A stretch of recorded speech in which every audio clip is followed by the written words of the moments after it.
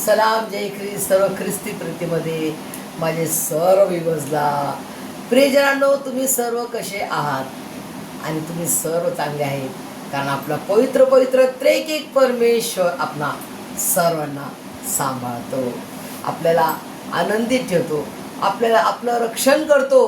आणि जर तो आपलं रक्षण नाही करणार तर आपण जगू शकत नाही. प्रियजनांनो, इतकं कठीण आता जगणं आहे, जीवन जगणं इतकं कठीण झालेलं आहे. बघा प्रियजनांनो, आपण जेव्हा मान फिरवतो सगळीकडे महागाई वाढलेली आहे, सगळीकडे महागाई वाढलेली आहे, प्रेम प्रीती थंडावली आहे. प्रियजनांनो, अशा कठीण अतिशय कठीण परिस्थितीमध्ये तुम्ही आणि मी आपण सर्व जगत असताना आपण परमेश्वराला धन्यवाद देतो आहोत की परमेश्वराने हा समय मला आणि तुम्हाला दिलेला आहे की त्याचं वचन आपण वाचू, त्याच्या वचनाचं मनन आपण करू शकतो. प्रियजनांनो, आणि आपल्या हृदयांतकरणाला शुद्ध करता येईल आपल्याला. प्रियजनांनो, त्याच्या पवित्र रक्ताने तो आपल्याला शुद्ध करतो, आपल्याला पुन्हा धुवून काढतो आणि पुन्हा त्याच्या नवीन जीवनात तो आणतो. प्रियजनांनो, आणि आजचं सुंदरसं वचन आहे बघा, योहान कृत सुवर्तमान जॉन चॅप्टर 8 1 to 11. योहान कृत सुवर्तमान याचा 8वा अध्याय आणि 1 ते 11. प्रियजनांनो, तेव्हा त्या जमान्यामध्ये व्यभिचार केली स्त्रीला दगडमार करायचे, दगडमार करायचे. प्रियजनांनो, आणि त्या स्त्रीला दगडाने खूप मारायचे. परंतु अशा त्या काळामध्ये प्रभू येशू ख्रिस्ताकडे ते व्यभिचारी स्त्रीला आणले आणि प्रभू येशू ख्रिस्ताने म्हटले, किती सुंदर म्हटले, ज्या व्यक्तीने कोणी कधीच काही पाप केले नाही त्यांनी त्या स्त्रीला दगड धोंड पहिले मारा.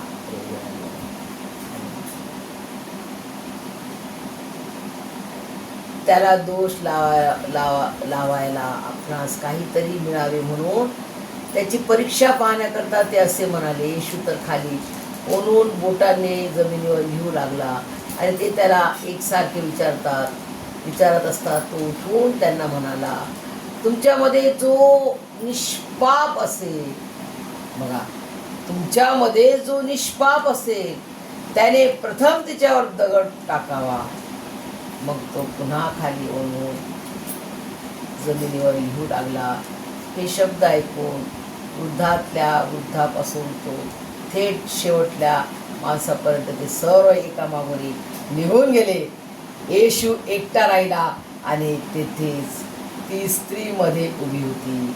नंतर येशू उठला व त्या स्त्रीशिवाय तेथे कोणी नाही असे पाहून तिला म्हणाला, बाई, तुला दोष देणारे कुठे आहे?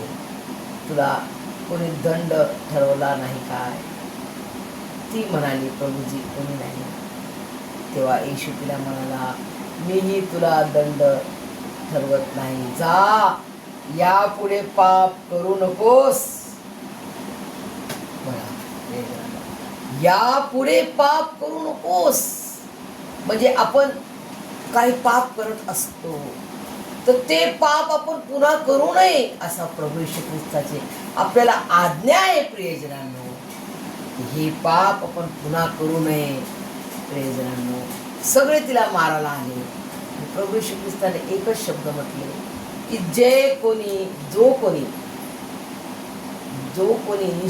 जो निष्पाप असेल, तुमच्यामध्ये जो निष्पाप असेल त्यांनी या स्त्रीला प्रथम दगड मारावा. प्रियजनांनो, सगळे एका मागून एक सगळे चालले गेले, कोणीच थांबलं नाही. शास्त्री नाही, पुरुषी नाही, सर्व चालले गेले आपापल्या घरी. आणि प्रभू येशू ख्रिस्त बघा किती डिसिप्लिन मध्ये, कोणीच नाही तिच्याकडे आणि ती एकटी आहे.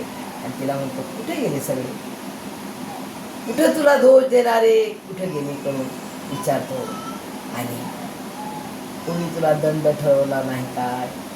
आणि ती त्याला म्हणते, प्रभूजी, कोणी नाही. तेव्हा येशू तिला म्हणाला, मीही तुला दंड ठरवत नाही. जा, यापुढे पाप करू नकोस. किती छान वचन आहे परमेश्वराचं. प्रभू येशू ख्रिस्त आपल्याला क्षमा करतो. बघा त्याच्यामध्ये काय, क्षमा करतो, आपल्याला संधी देतो सुधारायला. आणि जर आपण नाही सुधारलं तर मग कसं प्रियजन? जसं त्या मनुष्याला जो 38 वर्षाचा दुखण्यात होता, त्याला म्हटले प्रभू येशू ख्रिस्ताने यापुढे पाप करू नकोस, आणि जर तू केलेस तर तुझे हाल यापेक्षा वाईट होणार, यापेक्षा तुझी हालत अजून खराब होईल. हे मला तुम्हाला आजचं वचन आहे प्रियजनांनो, की आपण जे काय करत असतो, कोणतं पण पाप करत असतो, कोणती चूक करत असतो, ते यापुढे आपल्याला करायचं नाहीये. प्रियजनांनो, प्रभू येशू ख्रिस्ताचा आपल्याला आज्ञा आहे प्रियजनांनो, आणि ती आपल्याला पालन करणं अतिशय गरजेचं आहे प्रियजनांनो.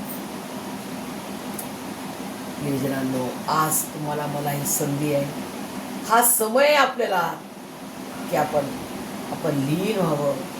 माझ्या प्रभू येशू ख्रिस्ताने आपल्या गुरु किती लीन आणि किती नम्र तो झाला प्रियजनांनो.